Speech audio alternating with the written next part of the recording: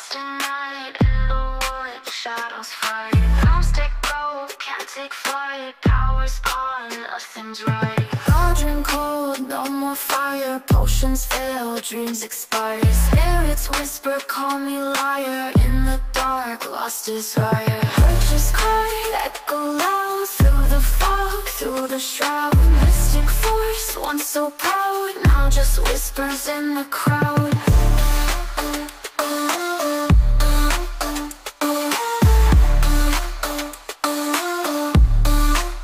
Babalan TV. Hello Aries! So welcome po sa inyong reading. Ayan, meron po tayong bonus ngayon ha. So when we say bonus, ayan, meron na talagang nakapost na readings dito. No? Kasi maganda lang po yung engagement ninyo. So baka sabihin nung iba, bakit late or bakit current? No? Yung date is ngayon na, nangyayari na. Kasi nga po, meron na akong pinost, no, na para sa readings na iyon, if you want to check on that, no, yung monthly. So, I think I posted that bago pa mag-February, no? So, this is bonus. So, update lang ito, no? Kasi maganda nga yung engagement ninyo. So, kung gusto niyo na puro ganito, meron kayo palaging updates sa mga readings, no? Click, no, para po sa mga bago, don't forget to click the subscribe button, smash the like button, comment below kung kayo po ay nakaka-resonate, and hit the notification bell. Kung gusto niyo pong sumali sa ating live sessions, dun po yung sa ating kabilang channel, that is Babaylan TV. No, yan po ang ating unang channel catered for our international audience. Nagla-live po tayo doon, so that's actually interactive. So you might wanna check on it, no? So, kung hindi po kayo makaresonate dito, baka nandun po ang inyong reading, or check, no, yung February reading natin. So this is just an update or a bonus for the monthly, all right? I want you to know that this is a general reading, so you may resonate with the entire reading, or you may resonate with some bits and pieces of the reading. Take what's only yours, all right? So, I think meron talagang tao dito, no, yung romantic, this is all for romantic reading. I feel like merong taong humahanga sa inyo. Let's say, sinasabi niya na sa puso niya na, ay, etong taong to, sobrang halaga nito sa akin, no? Napaka-espesyal niya sa akin, halos hindi ako makatulog, kakaisip sa kanya. Pero ang siste, nahihirapan akong sabihin, no, itong aking nararamdaman. So tingnan natin, bakit nga naman kasi hirap na hirap, no, itong taong ito na sabihin ang kanyang nararamdaman. Meron ba siyang tinatago? You know, in the first place, yun ang tanong natin. Pangalawa, siguro naiisip nitong taong to, no, wala pa naman yung mga clarification cards. Ito'y pawang taksyon pa lamang, no, wala pa dito yung mga clarification cards. Siguro ito'y feeling niya hindi siya papasa sa'yo, no, mababa ang self-esteem, or baka feeling niya hindi ko pa kaya. Kahit mahal ko siya, hindi ko pa, or kahit may may nararamdaman ako sa kanya, parang hindi ko pa kaya, either financially, no, physically, pwedeng may sakit, no. Let's check the sun. So I feel like, kasi pag pumasok ito sa relasyon, itong taong to, gusto niya, sobrang seryoso. So, mean to say, itong taong to hindi niya kaya maglaro at hindi siya naglalaro. So, ibig sabihin, pag pumasok siya sa relasyon, dapat dire-diretso to a point na panghabang buhay na, wala nang ayawan. So, mahirap biruin itong taong to. Napakaseryoso, siguro hindi siya rin masyadong nagsasalita, no? Kasi with the sun in here, parang eto na yung warmth forever, or let's say, I'm sticking to it, no? Mas maagang nabuhay ang sun kaysa sa buhay ng tao. And I feel like matatapos ang buhay ng tao, nandiyan pa rin yung sun, right? Scientifically speaking, or theoretically speaking, alright? With the Queen of Cups and the Empress, yun nga, isa pang dahilan, kasasabi ko lang, the Empress is a person na parang nasa kanya lahat when it comes to beauty, no? Beauty, may mga lalaking magandang lalaki, kaya tinatawag natin magandang lalaki. So, definition of an empress, parang ito din yung physically, parang alluring, no? Wala kang ginagawa, kahit tumayo ka sa isang tabi, pwedeng namamagnetize mo yung tao. Aries, I feel like pansin na pansin mo to kasi you have a strong energy. Pag pumasok ka na, let me know sa comment section ha, kung hindi nyo to napapansin. Pag pumasok ka sa loob ng kwarto, no, whether it is a meeting room, bar, no, classroom, titingin yung mga tao sa'yo because you have that strong parang aura, no? You magnetize people whether or not may gawin ka, tumayo ka sa isang gilid, titignan ka pa rin. And sometimes, nakakainis yung ganon. Hindi mo alam kung matutuwa ka ba or mabubwisit ka, parang feeling mo, ay, sometimes I feel appreciated. Sometimes you feel, pinag-uusapan ba ako nitong mga loko-lokong to? But with the Queen of Swords in here, ang nakikita natin, sa Queen of Cups, so parang eto meron ako na offer muna, no? Pero parang hindi ko, nandun ka sa tugatog, no? Ang taas-taas ng tingin nila sa'yo. So parang feeling ko, sobrang crush, sobrang gustong-gusto, no? To a point wherein baka nga na-obsessed na itong taong to. With the Queen of Swords and the Ten of Pentacles, parang feeling din niya well-off. No, impression lang yun. Pwedeng well-off ka nga, no, yung family members mo or yung pinanggalingan mong family. Or talagang sadyang you look expensive, no? Baka kasi mahilig tayong na-adapt na natin mga pinapanood natin, no? Like Miss Heart. So, kung hindi man tayo nakakabili ng mga bagay na katulad nung kay Miss Heart, no? Which I think, konting-konti lang yung tao. Hindi ko nilalahat ha. May mga taong afford din naman.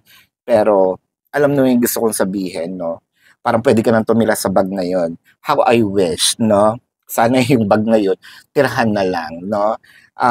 Ibigay sa akin, tapos tumira ako doon. With a 9 of Wands, parang ganun yung na-a-adapt mo.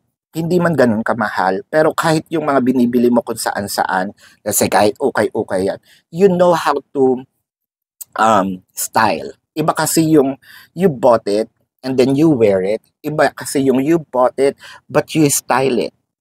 So you have that parang eye for fashion, no? Hindi man yung kailangan ay mukhang clown yung no, you look classy. And I feel like itong taong to, parang feeling niya lahat ng sinusuot mo, parang mukha kang mabango sa kanya, mukha kang expensive. With the 9 of Wands, ay nako, parang feeling ko laging tinitingnan ito social media mo.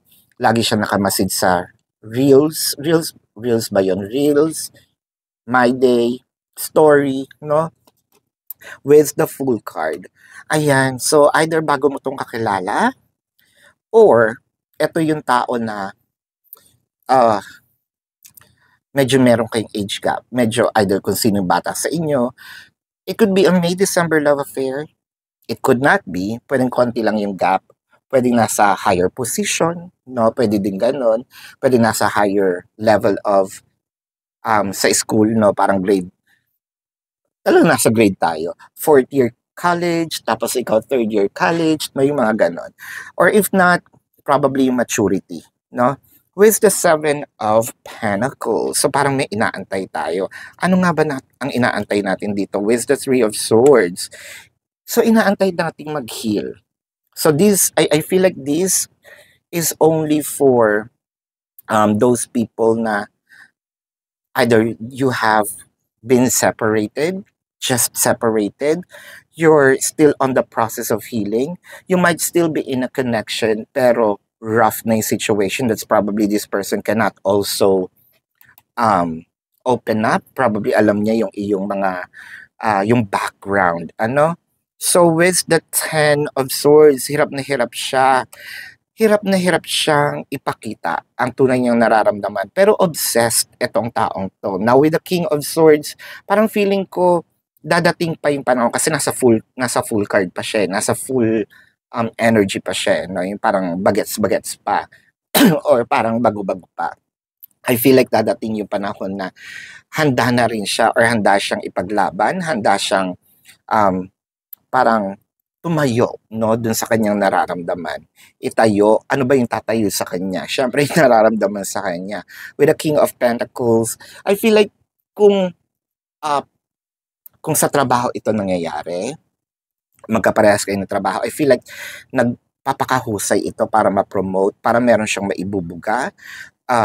Kung feeling niya talaga well-off ka, no, or well-off ka nga talaga, parang feeling niya pagbubutihin ko yung trabaho ko, kailangan ko magkaroon ng maraming pera para at least ka-level, hindi man lang ako, para hindi ako yung makita ng ibang tao, ay aasa lang dito or pera lang ang habol ko. So may dignidad itong taong to. With the Hermit card and the Four of Wands, so I feel like totoo yung sinasabi niyang, hindi ako nagbibiro. With the Hermit card in here, girl, I feel like seryosong seryoso at parang pakiwari ko nandito yung Four of Wands, no? Four of Wands kasi symbolized the cohabitation proposal or marriage or parang strong bond, no? Stability. So, hindi lang stability for the connection and I feel like meron siyang gustong patunayan sa'yo, no? Meron siyang gustong patunayan sa buhay para maging karapat-dapat sa'yo. So, with Camel, I feel like, di ba, ang Camel, chances are ito ay nag-iimpok.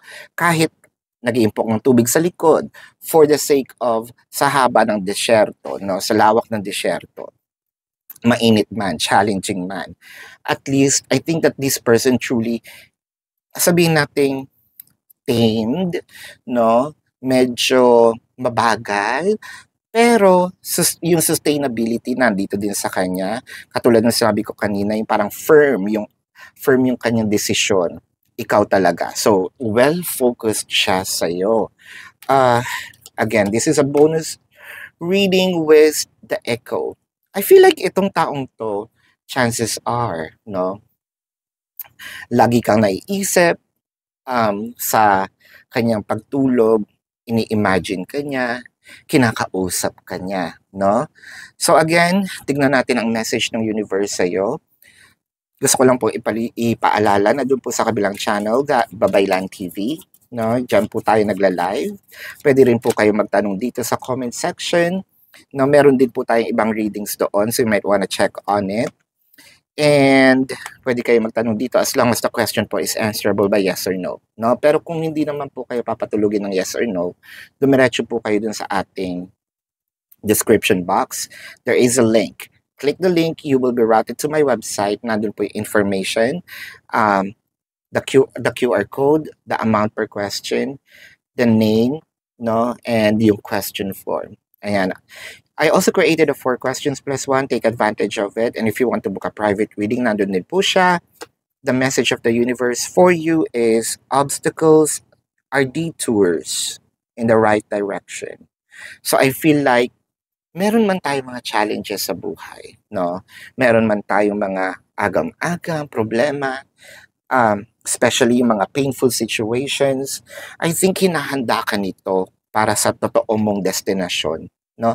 Para well-prepared tayo. Ayan. So, let's check the zodiac sign of your person. Ginawa ko tong bonus na to kasi maganda ang inyong engagement. So, when we say engagement, no, ito yung like, comment, no, views.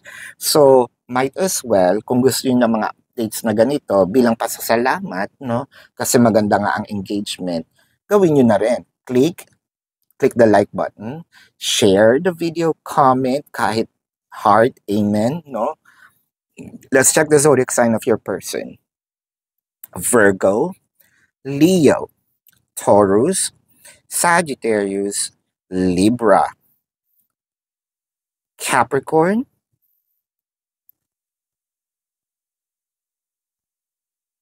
Aries, Pisces.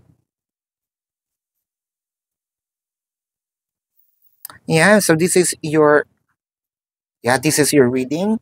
Love and light to you. Namaste and see you po sa susunod na readings. Goodbye.